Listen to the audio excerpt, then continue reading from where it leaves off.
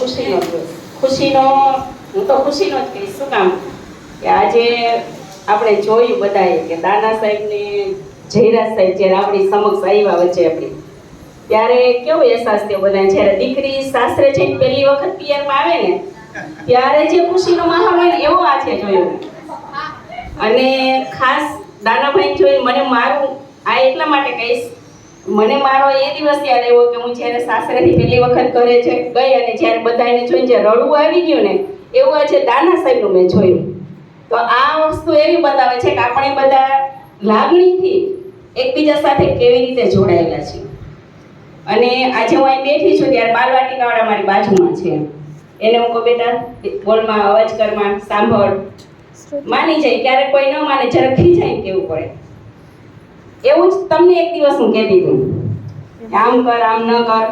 અને આજે તમે એમ કહો છો કે ટીચર તમે આવશો મારી વિદાયમાં.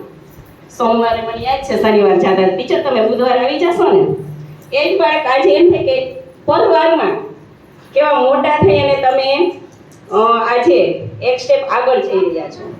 સાહેબે કીધું વિદાય શબ્દ છે આપણે હવે નહીં વાપરીએ.